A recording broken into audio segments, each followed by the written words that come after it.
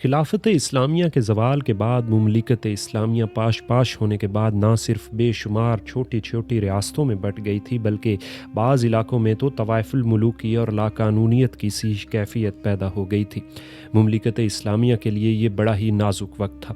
اس نازک وقت میں سلجوکیوں کے ظہور کو تائید غیبی سمجھنا چاہیے، کیونکہ سلجوکی ترکوں نے بہت جلد اپنی غیر معمولی جرأت اور تدبر سے کام لے کر تمام چھوٹی چھوٹی ریاستوں اور خود سرسرداروں کو ختم کر کے ایک ایسی عظیم الشان سلجوکی سلطنت قائم کر دی جسے صحیح معنوں میں اسلامی خلافت کا بدل کہا جا سکتا ہے۔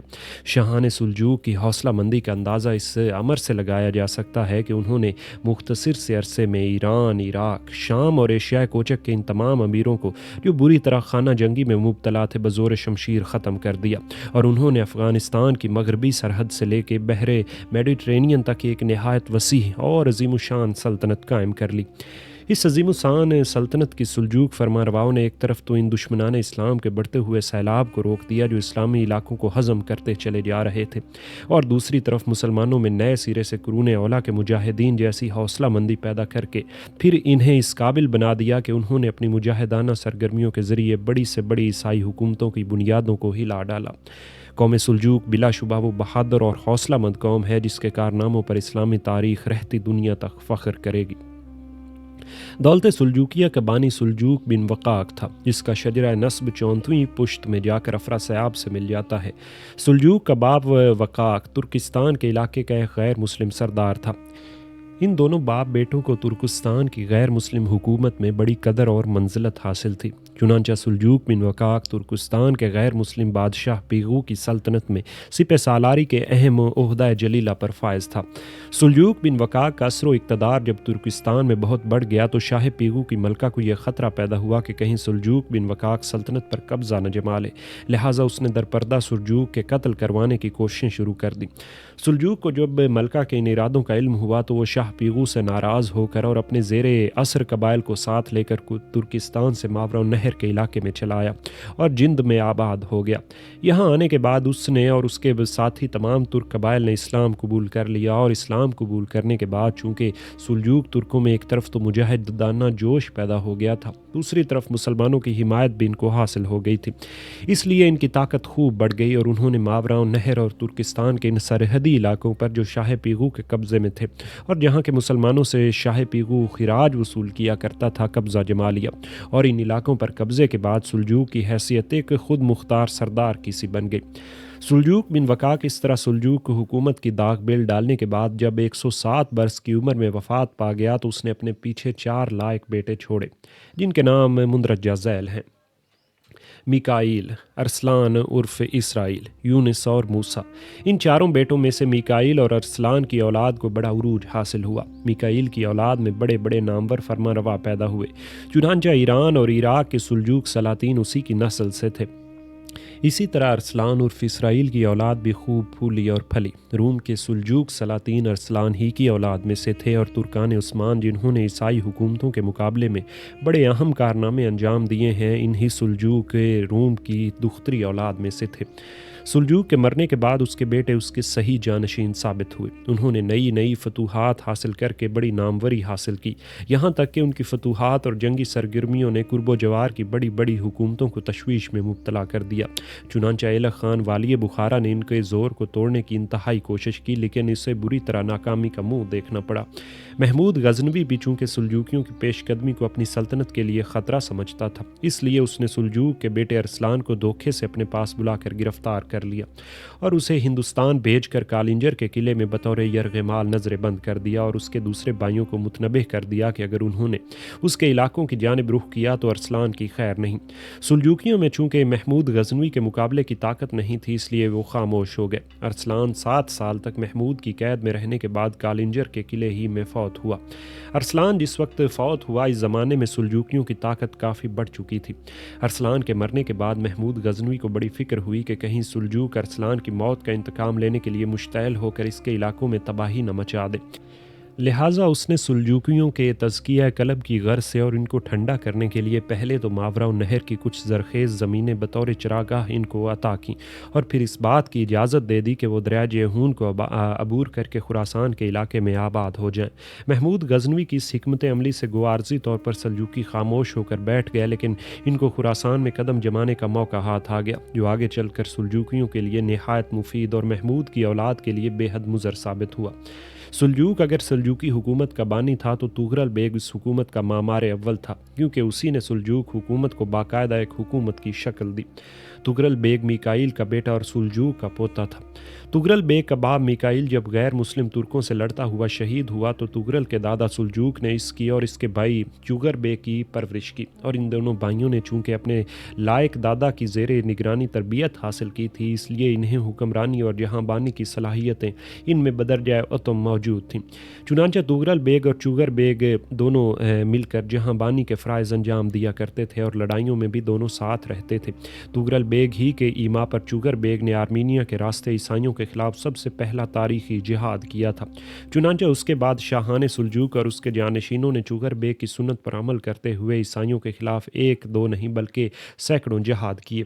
اس سے قبل ہم بتا چکے ہیں کہ محمود غزنوی کے عہد حکومت میں سلجوکیوں نے خراسان میں اپنے قدم جما لیے تھے۔ محمود غزنوی جب تک زندہ رہا اس وقت تک تو سلجوکی خاموش رہے، لیکن محمود کے بعد جب مسعود تخت نشین ہوا اور غزنوی خاندان میں خانہ جنگی شروع ہوئی تو سلجوکیوں نے غزنوی سلطنت کے علاقوں پر ہاتھ صاف کرنے شروع کیے۔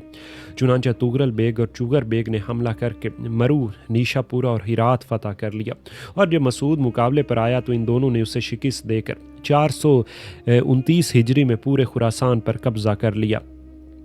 خراسان پر قبضے کے بعد باقاعدہ طور پر سلجوق حکومت قائم ہو گئی، جس کا دارالسلطنت رے قرار پایا۔ رفتہ رفتہ سلجوقی ترک سیلاب کی طرح مختلف ممالک میں پھیل گئے، اور انہوں نے مختصر سے عرصے میں بلخ، جرجان، تبرستان، خوارزم، اصفہان، ہمدان، عراق، عجم اور کردستان کو فتح کر لیا۔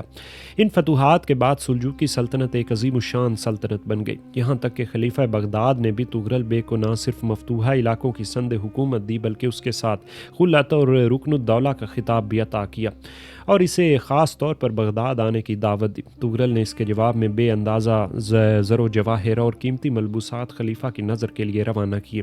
اس طرح عباسی خلیفہ کے ساتھ سلجوقوں کے تعلقات نہایت مستحکم ہو گئے۔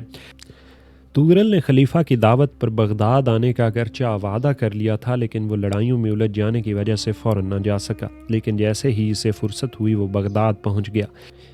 خلیفہ قائم نے اس کا پرتپاک خیر مقدم کیا۔ تغرل نے بغداد پہنچ کر سب سے پہلا کام یہ کیا کہ خلیفہ کو دیلمیوں کے پنجے سے نجات دلائی اور خلافت بغداد کی تولیت، جس پر کہ دیلمی زمانہ دراز سے قابض تھے، خود اپنے ہاتھ میں لے لی۔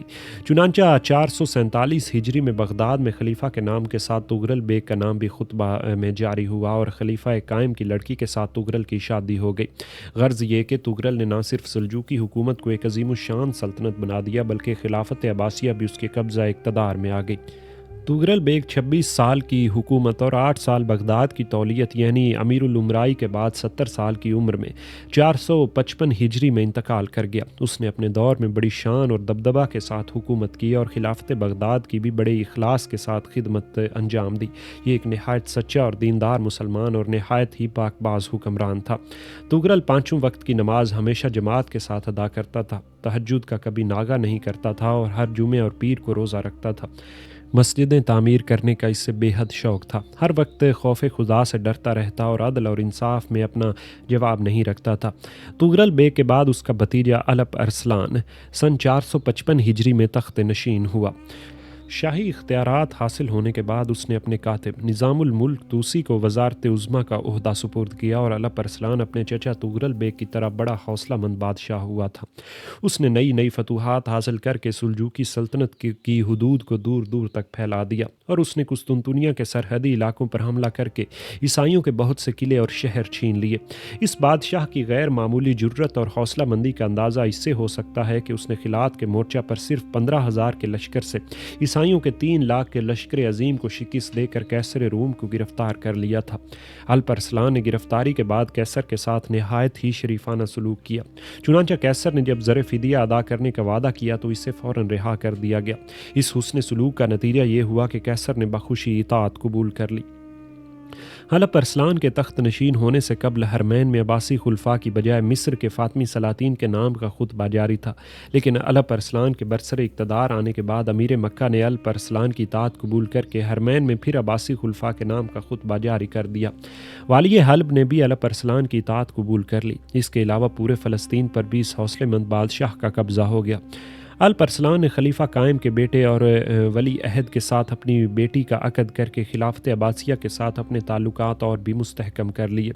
حلب ارسلان جب 465 ہجری میں ترکستان پر فوج کشی میں مصروف تھا تو یوسف نامی ایک خوارزمی قلعے دار کے ہاتھ سے بری طرح زخمی ہونے کے بعد فوت ہو گیا۔ یہ اپنے چچا تغرل بیگ کی طرح بڑا ہی دیندار تھا۔ اس کے زمانے میں ہر اعتبار سے سلجوقی سلطنت نے خوب ترقی کی۔ اس نے نئے نئے علاقے فتح کر کے سلجوق سلطنت کو اس قدر وسعت دی کہ یہ سلطنت ترکستان سے لے کر شام تک پھیل گئی۔ یہ بڑا عادل اور منصف مزاج بادشاہ ہوا تھا۔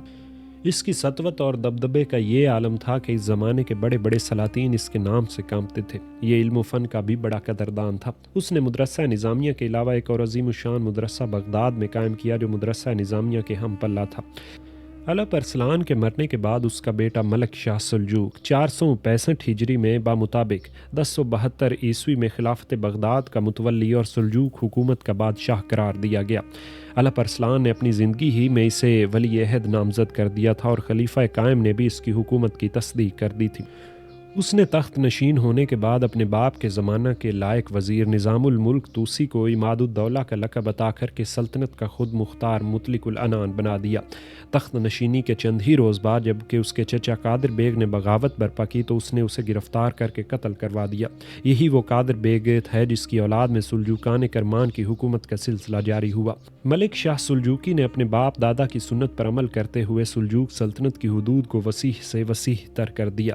اس نے شام کے بعد مصر کو بھی فتح کر لیا۔ بعض مورخین کا کہنا ہے کہ دیوار چین سے لے کر بحر کلزم تک ملک شاہ سلجوق کی حکومت پھیلی ہوئی تھی اور اس کے نام کا خطبہ پڑھا جاتا تھا۔ ملک شاہ کو اپنے دور میں جو غیر معمولی فتوحات اور کامیابیاں حاصل ہوئی تھیں، انہیں سلطنت سلجوقیہ کے لائق وزیر نظام الملک توسی کا بڑا استمہاد تھا، لیکن نظام الملک کے آخری دور میں ملک شاہ نے اس وزیر سے برگشتہ خاطر ہو کر اسے وزارت عظمیٰ کے عہدے سے برطرف کر دیا۔ نظام الملک کی برطرفی کی کئی وجوہات تھیں، جن میں سے ایک وجہ تو یہ تھی کہ نظام الملک نے کلیتاً حکومت پر قابض ہونے کے بعد ملک شاہ کو عضو معطل بنا دیا تھا۔ وہ اور اس کے بیٹے پوتے حکومت پر چھائے ہوئے تھے، چنانچہ ایران اور توران کی حکومت اس کے 12 بیٹوں نے آپس میں تقسیم کر لی تھی۔ اس کے علاوہ تمام بڑے بڑے عہدوں پر نظام الملک کے اعزاء اور رشتہ داروں کا قبضہ تھا۔ دوسری وجہ یہ تھی کہ نظام الملک اور ملک شاہ کی محبوب بیوی ترکان خاتون میں بری طرح رنجگی پیدا ہو گئی تھی، جس کا سبب یہ تھا کہ نظام الملک تو ملک کے شاہ کے بڑے بیٹے برقیارق کو جو کہ ملکہ زبیدہ کے بطن سے تھا اور بڑا لائق تھا ولی عہد بنانا چاہتا تھا، لیکن ترکان خاتون اپنے کمسن لڑکے محمود کو ولی عہد بنانے کی فکر میں تھی۔ ان اختلافات کا نتیجہ یہ نکلا کہ ملک شاہ نے نظام الملک سے بدظن ہو کر اسے معزول کر دیا اور اس کی بجائے تاج الملک کو وزارت عظمیٰ کا عہدہ عطا کر دیا۔ تاج الملک ترکان خاتون کا خاص آدمی تھا اور ترکان خاتون کی سفارش ہی سے اسے یہ اعزاز حاصل ہوا تھا۔ نظام الملک کے معزولی کے چند ہی روز بعد سن 485 ہجری میں حسن بن سبائی باطنیوں کے ہاتھوں سے مقتول ہوا۔ بعض مورخین کی رائے یہ ہے کہ ترکان خاتون اور نئے وزیر تاج الملک کی سازش سے نظام الملک کے قتل کا واقعہ پیش آیا تھا۔ قتل کے وقت نظام الملک کی عمر 70 سال تھی۔ نظام الملک کے مارے جانے کے بعد ملک شاہ بھی صرف چند ماہ زندہ رہا، چنانچہ مختصر سی علالت کے بعد 6 شوال سن 485 ہجری کو 38 سال کی عمر میں اس بادشاہ کا انتقال ہو گیا۔ ملک شاہ نے 20 سال حکومت کی۔